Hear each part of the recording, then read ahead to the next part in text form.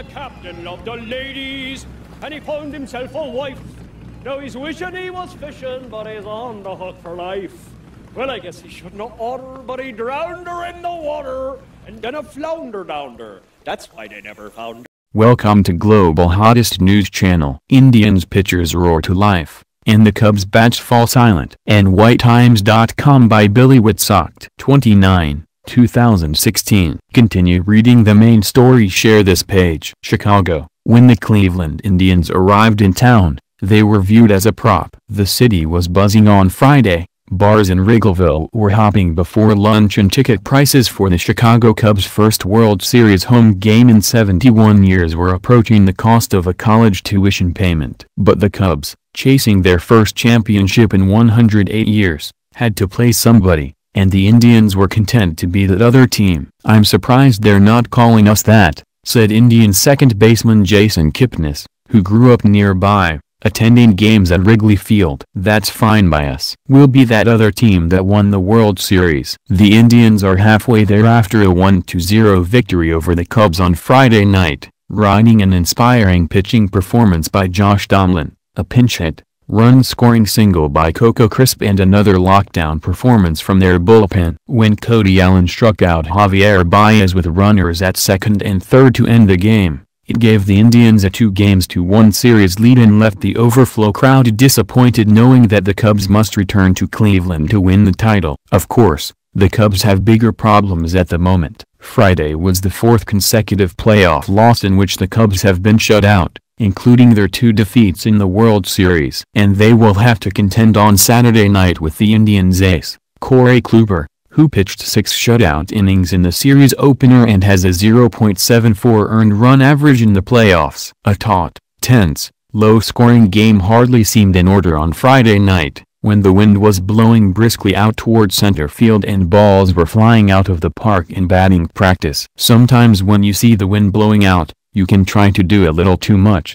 Cubs left fielder Ben Zobrist said. "I didn't think there was one particular guy who was doing it tonight. Sometimes before the game, you lick your chops a little bit more than you should." Setting the tone for the Indians was Tomlin, who was pitching in front of his father for the first time since he learned he had arteriovenous malformation, a rare tangling of the blood vessels on his spinal cord that has left him paralyzed since August. Tomlin allowed only 2 singles and a walk, but Indians manager Terry Franken's itchy trigger finger beckoned the superb Andrew Miller from the bullpen with Jorge Soler at second and 2 out in the 5th. By the end of the night, Franken had made several double switches and used a pinch runner for catcher Roberto Perez after he singled to lead off the 7th against reliever Carl Edwards Jr. "Tito's card was a mess," said the Indians pitching coach Mickey Callaway, referring to Franken by his nickname. "There was stuff going on everywhere." 3 moves in particular proved to be fruitful.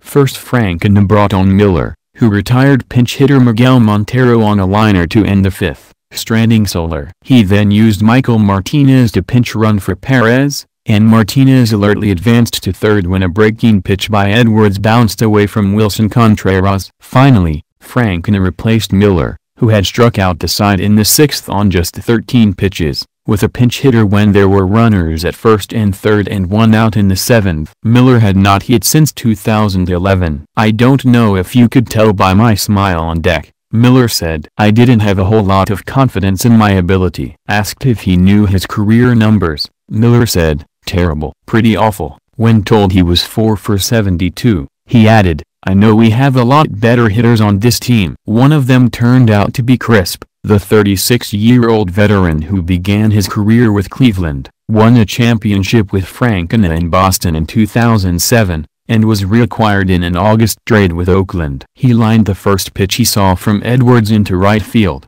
salving the frustration of leaving a runner at third in 3 previous innings. If the night was memorable for Crisp and Tomlin, it also was for those who packed the ballpark. Understandably, the first World Series game at Wrigley Field in 71 years was treated like a once-in-a-lifetime affair. Fans began congregating in Wrigleyville, the neighborhood centered on the intersection of Clark and Addison Streets, early in the morning. Some bars along Clark were charging $25 to $50 just to get in the front door, and by mid-afternoon, cars were no longer being allowed within a block of the ballpark. By late afternoon, Clark was so congested with foot traffic that police on horseback formed a tight line at the corner of Addison, keeping fans from flooding the intersection. Cubs manager Joe Maddon likened his drive to work, spent weaving around cars and pedestrians, to a video game. "Thank God there's not another round after this, I'll say that," Maddon said. "I'm ready for the family vacation. But it's spectacular and all the best." Hyperbole definitely suits right now. Whatever you want to throw out there, it really matches up to what's going on right now. As Janet and Jack Adams, season ticket holders from suburban Mount Prospect, sat in the upper deck watching batting practice, they considered that they were born in 1947, 2 years after the Cubs lost Game 7 of the World Series to the Detroit Tigers. "It doesn't seem real to be sitting here," Janet Adams said. The shift to a National League park also had an effect on each team's lineup.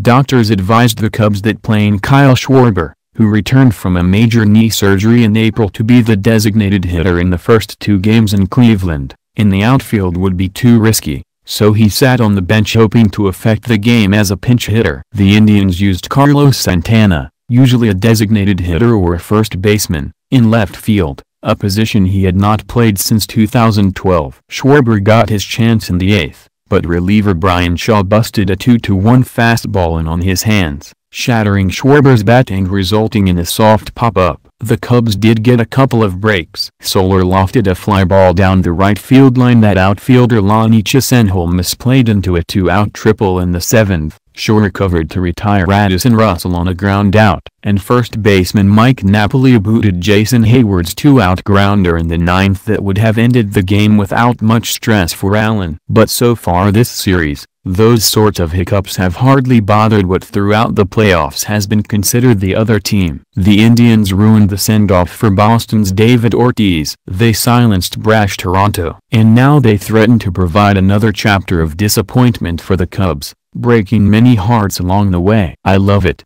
Kipnis said. "Good. I hope I break all of them. I hope I break every single one of them. I hope I come home at Thanksgiving and the off-season, and I want to have a smile on my face when I look at all these Cubs fans."